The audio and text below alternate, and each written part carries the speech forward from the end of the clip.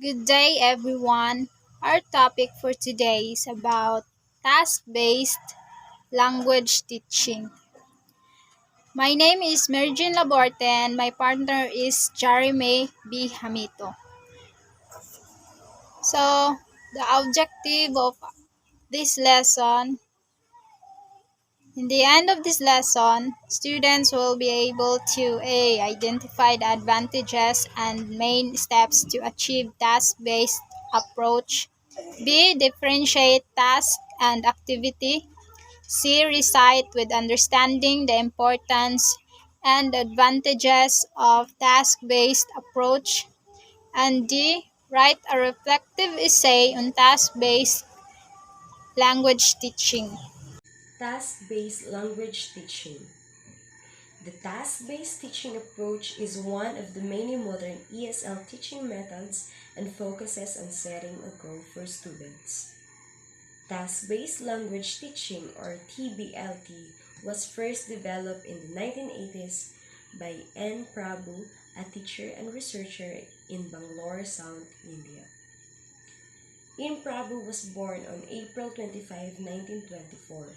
He is also an Indian-American mathematician known for his contribution to operate research, in particular green theory.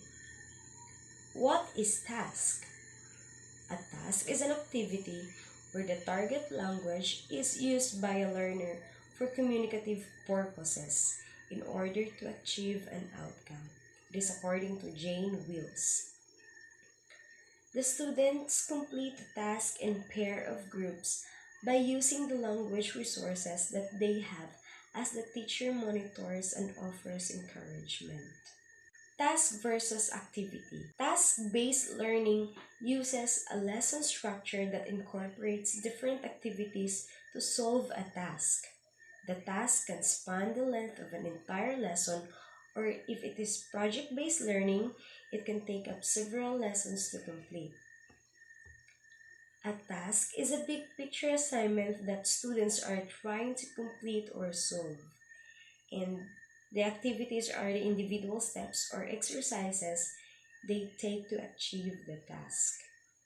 These are the three main steps to achieve the task-based teaching approach. First is the pre-task activity. In the pre-task activity, the teacher will present what will be expected from the students in the task phase. The instructor may also present a model of the task by either doing it themselves or by presenting pictures, audio, or video demonstrating the task. The second one is the task cycle. In task cycle, there are three parts, which are the task, planning, and report. Task is the students complete the task in a pair of groups using the language resources that they have.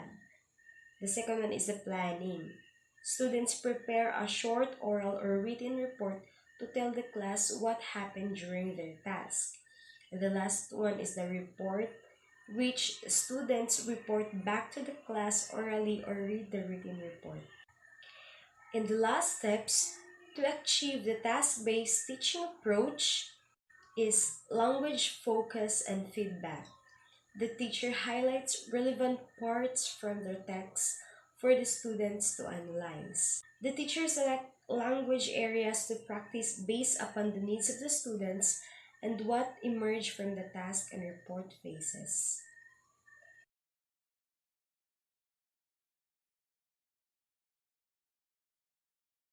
These are the graphs of task based language learning. First is exposure includes in pre-task activities which the teacher will introduce or give an instruction to the students about their task. Second is spontaneous and planned use, which is included to the task, which is which was the student will plan, going to plan or report their task. Third is teaching unrestricted use, which is involved in language focus, which means analysis, presentation, and practice.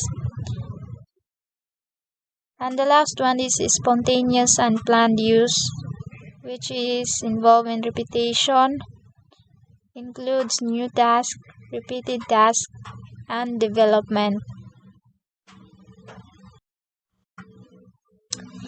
According to N.S. Bravo, there are three main categories of tasks, which is information gap, reasoning gap, and opinion gap. Information gap activity involves the transfer of given information from one person to another person.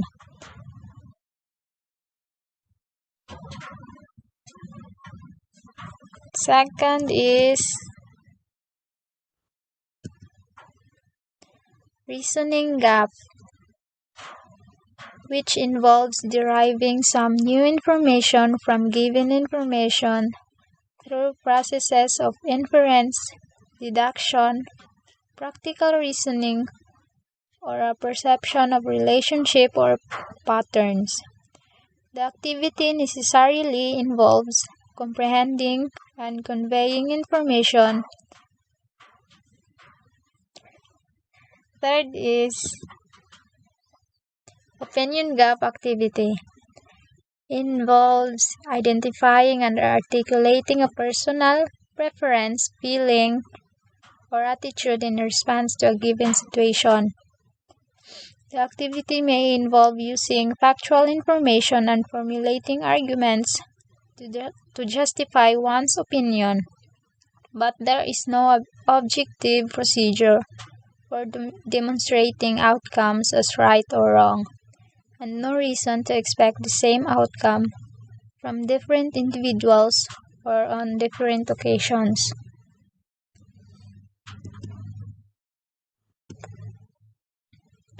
Advantages of task-based language teaching. First is the students will have a much more varied exposure to language with TBL.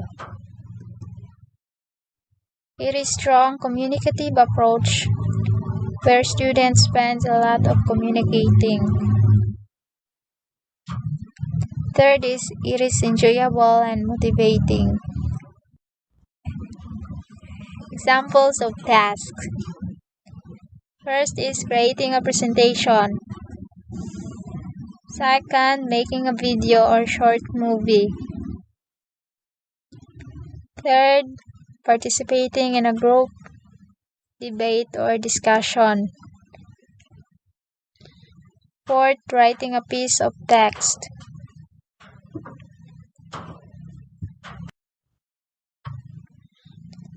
So according to Rod Ellis, a task has four main characteristics. First is a task involves a primary focus on pragmatic or meaning. Second, a task has some kind of gap. Third, the participants chose the linguistic resources needed to complete the task. Fourth, a task has clearly defined and non-linguistic outcome.